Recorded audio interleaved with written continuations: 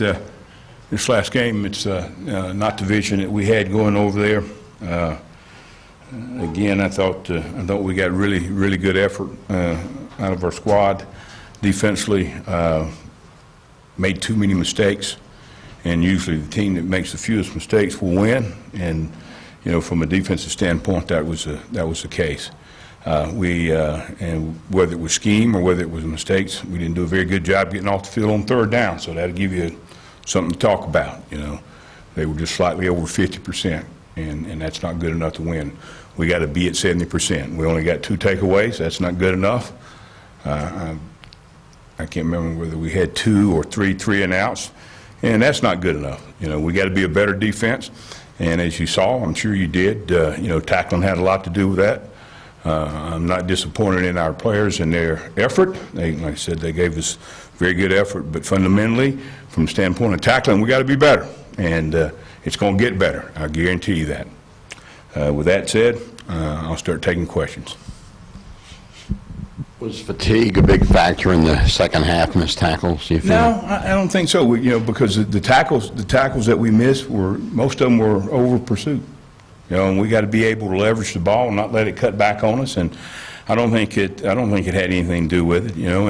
And we get off the field a couple times, and the time of possession will be in our favor. We allowed them to extend drives. We get an interference call on a big third down where we're off the field. But those kind of things happen, and we missed tackles on the sideline where if we just use the sideline and press the ball to the sideline, then we're going to be off the field again. So it's fundamentals that we can improve, and it's what we got to do. And again, I go back to what I said in preseason. It gets down to coaching. It gets down to coaching, and we got to do a great job of coaching. We got good enough players to win with. Do we need more depth? Oh, absolutely. That's why we got to go recruit. But it gets down to fundamentals, and we got to do a better job of coaching fundamentals this week. What do you think of the play of your ends, specifically the younger guys? They got to the edge a little bit on you.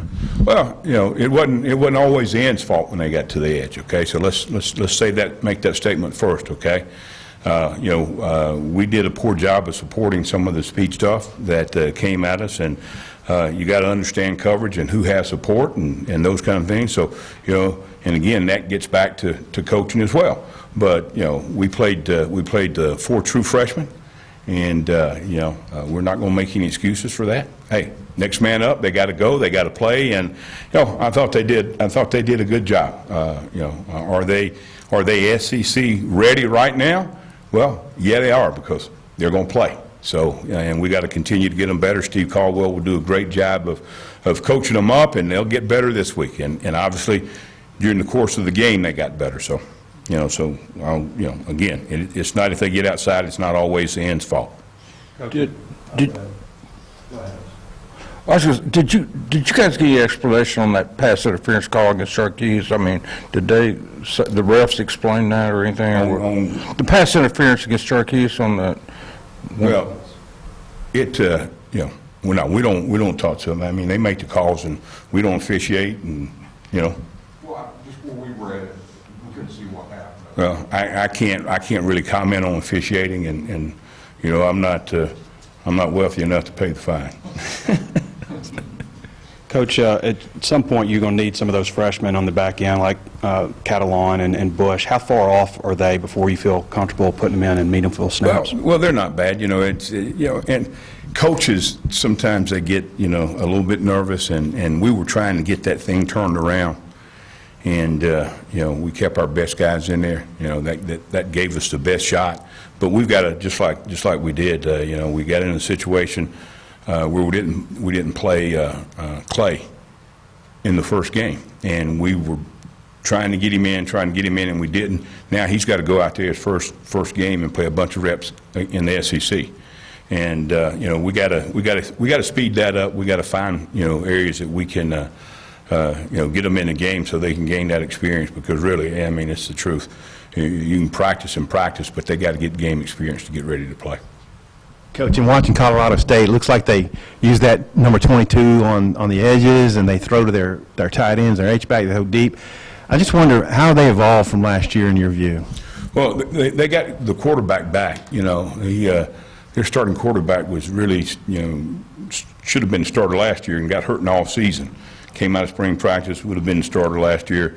I think, don't quote me on this, I think he messed his knee up playing basketball during the summer and missed, you know, a big portion of the season. So, you know, he is an NFL quarterback. There's no question about that. 22 will be, you know, he can get on the edge and run some of the same stuff that Ole Miss did with number 9, you know. But he can get on the edge and stretch a defense in a hurry. You know, those guys are really good players, and you know, he's a true freshman, and certainly, you know, he's already made an impact on their team, and somebody that we got a game plan for. There's no doubt. I was going to ask you about the downfield stuff too. I mean, they got tall guys. How difficult might they be to defend? Well, I mean, we sit in the SEC all the time, and certainly, you know, hopefully, you know, our pass rush will you know, continue to grow, because some of it you got to defend with pass rush. I mean, you can't, you know, you can't always do it all just with coverage, and you know, we got to get the quarterback off the spot, and I'll tell you this. You know, quarterbacks and Coach Bobo does a tremendous job of coaching quarterback, always has. And if they're well coached, if you don't make them get off the spot and you don't make them uncomfortable, then they're good enough to make the throws. And this quarterback's good enough to make the throws.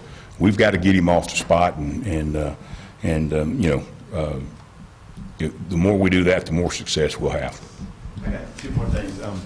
Did Ole Miss get corralled, like moving around a lot more than they did in the Memphis game? And part 2, how did Grant Morgan do with all the reps he got for Scooter, and Scooter okay? No, he did fine, and Scooter's fine, Grant's fine. You know, as I said, you know, we don't lose a lot when Grant goes in the game. I feel very, very comfortable with him playing, and really, you know, in an ideal situation, the number of snaps that Scooter had was about what I'd like for him to get. You know, and that way, you know, he's not going to get worn down. And in terms of them moving around, yeah, they did a little bit more than they did against Memphis, but not anything that we didn't expect. We knew they would, you know, have to do some things, and you know, there was a couple things, but we pretty much expected what we got. Coach, after the way the last year went with this team, I'm guessing you don't have to say much to these guys to motivate them. Well, you know, listen, you know, you come back and, you know, from a game where you hadn't played as well as you should have, and we got a good group of young men, and certainly we're going to push them to be motivated, but I'm going to tell you, I think they will be motivated and should be, as well as the coaches, and that's the way we're going to coach, and that's what we're going to expect. Can you say something about Curl's play, just the individual play he made and how big that was at the time? Well, you know, obviously it's a big part of what we do, work, and the emphasis paid off. You know, he's able to get the ball out and able to pull it out, and it bounced right back to him. And, you know, anytime you get an opportunity to score on defense, it's a big play. I just wish that we'd have done some other things a little bit better so we could have made it count. Thank you, guys.